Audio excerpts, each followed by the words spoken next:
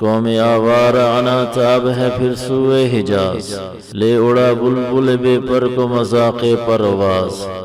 مضطرب باغ کے ہر غنچے میں ہے بوئے نیاز، تو ذرا چھیڑ تو دے تشنۂ مضراب ہے ساز، نغمے بے تاب ہیں تاروں سے نکلنے کے لیے،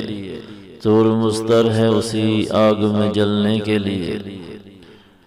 علامہ اقبال کی نظم شکوہ کا یہ 26واں بند ہے۔ پہلے شعر میں قوم آوارہ سے مراد بھٹکی ہوئی قوم یعنی مسلمان ہیں، انا تاب سے مراد لگام کھینچنے والی، سوئے حجاز سے مراد حجاز کی طرف یعنی اپنے مرکز کعبہ کی طرف، بلبل بے پر سے مراد وہ بلبل جس کے پر کٹ چکے ہوں یعنی مسلمان قوم، اور مذاق پرواز سے مراد اڑنے کا شوق اور ذوق۔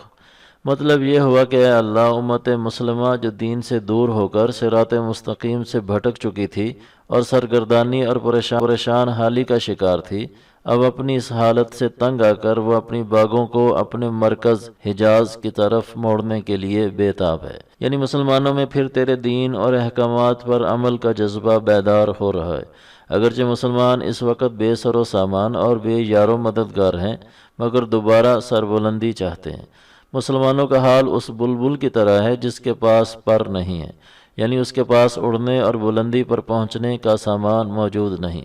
لیکن پرواز کا شوق اسے پھر بھی اڑنے پر مجبور کر رہا ہے۔ دوسرے شعر میں مضطرب سے مراد بے چین، بوئے نیاز سے مراد عاجزی کی خوشبو، تشنا سے مراد پیاسا اور مضراب سے مراد ساز کو بجانے والا آلہ ہے، یعنی اس باغ کی ہر کلی میں عجز و نیاز اور تسلیم و فرما برداری کی خوشبو بیقرار ہو رہی ہے، یعنی مسلمان دوبارہ تیری رضا کے حصول کے لیے تیرے احکام ماننے کو بیقرار ہیں۔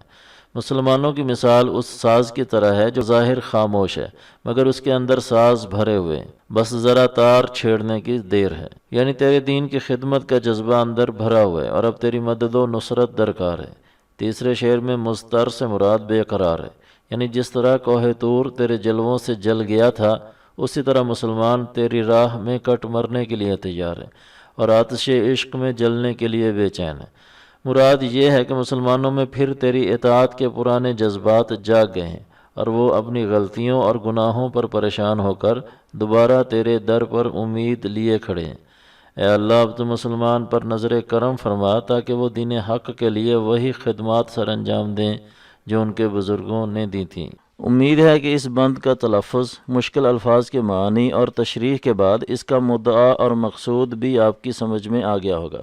علامہ صاحب کی مکمل شاعری کو اسی طرح سمجھنے کے لیے ہمارا چینل سبسکرائب کریں اور دوستوں کے ساتھ ہماری ویڈیوز کو شیئر کریں۔ اگلے بند تک کے لیے ہمیں اجازت دیں۔ والسلام علیکم ورحمۃ اللہ وبرکاتہ۔